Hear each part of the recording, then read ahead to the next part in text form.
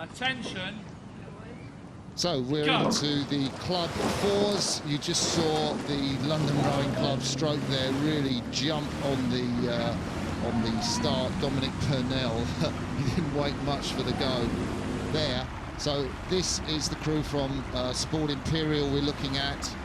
Really interesting style, very strong crew. There's a replay of the start. Sport Imperial, sort of Imperial College students row, and that's Imperial.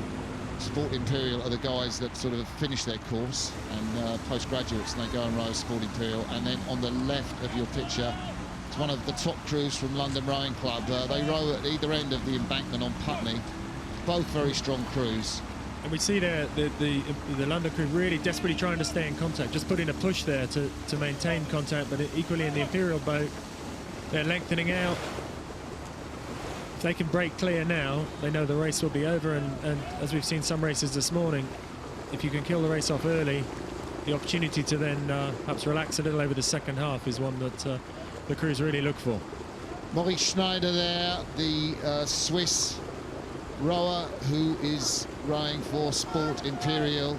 He's actually rowed in one of those mad Red Bull races they do in Switzerland, where they row sort of 20 kilometres on a lake and then take the boat out and run about 5 kilometres and put the boat back on the lake. And it's something he loves, and no doubt that's built his stamina. Swiss rowing on a real high, of course, at the moment. The lightweight 4 in Switzerland, one of the favourites for gold in Rio.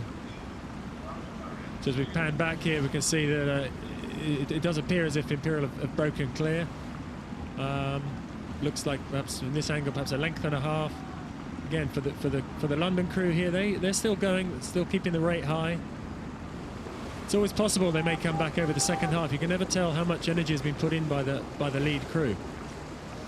So we can see Dominic Parnell of the London crew. He rowed in 2 in the crew at this regatta last year. He's been promoted to stroke, and he's also steering the boat. As you can see the rudder on the end of the boat there, and Dominic, the stroke man closest to you, is steering the boat by sort of swiveling his foot.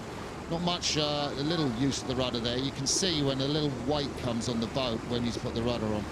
As we look, they're quite a long way out from the booms. It's always tough when steering the boat here.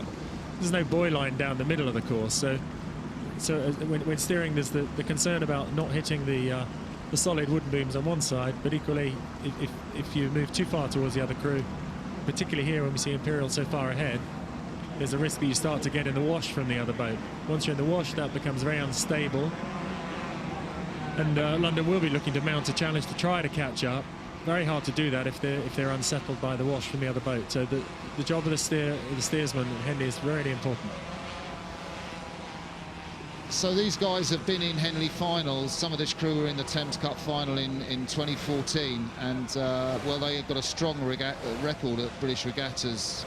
They won senior Cox's fours at Marlow, and just looking at their progress through the regatta, they beat the Holders crew, Molesey Boat Club, in yesterday's heat of this event, the Wyfolds, by 2 lengths, this crew, Sport Imperial. And the London Rowing Club A, well, they had a fantastic record until now. They beat the crew from Waikato, New Zealand, that I thought was a very strong crew, might progress through to the Saturday. The London Rowing Club A put them out yesterday, John, and now London Rowing Club are being done by the boys from Sport Imperial. Well, you say that. I think they are being done, as you say. However, it's a good race. You know, the London crew have not given up. They're still keeping the rate high, still driving it on, and it's not an easy ride for these Imperial College crew. We've seen some of the earlier races where the crews have dropped the rate right down and been able to really relax and conserve energy. Imperial are not able to do that. So this is a full-on, flat-out race. You heard it from Johnny Searle there, co-commentator, Olympic champion from Barcelona in the Cox pairs in 1992. We've been looking at the face of Maurice Schneider, the Swiss stroke man of Sport Imperial. These guys, postgraduates behind him, John Davis.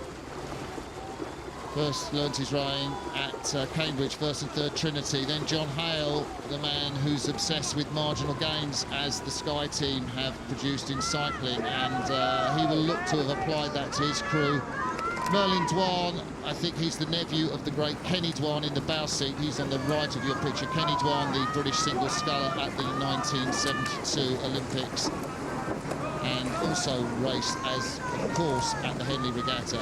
So that is the Sport Imperial crew. They are about 400 metres away from the finish. The pain etched on the face of Dominic Parnell of the London Rowing Club crew. Yeah, I think one interesting thing, if you look at the Imperial crew, they're quite close to the booms over there. Although they have a lead of a couple of lengths, they do need to be a little careful, make sure they maintain the straight line towards the finish.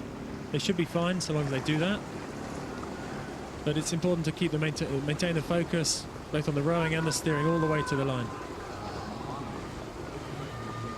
So, really important to get a straight line down the booms. Merlin Dwan in the bow. I mean, he's a really streetwise rower, Merlin Dwan. I mean, you know, his family's from East End of London, Poplar Blackwater district, rode on the messy water there, had to miss all the barges. He'll know exactly what to do. He's experienced at Henley too, Merlin is. So, I mean, he steered a fantastic course because you want to be fairly close in the booms without sort of trying to get blown over. And Merlin, right on the right of that boat in the bow seat, has just done a beautiful job for his crew. Yeah, no, he's done a great job today. There's the men from London Rowing Club, coached by the Aussie Pete Hardcastle. It's not going to be their day today. This was one of their top crews. They thought they'd go far, maybe to the Saturday, but up against the boys from Imperial, it's not to be. So Sport Imperial crossed the line, not too far ahead of London Rowing Club in the Wyfold Challenge Cup, the event for Club Coxless Fours. And you can see the exhaustion and you can hear it.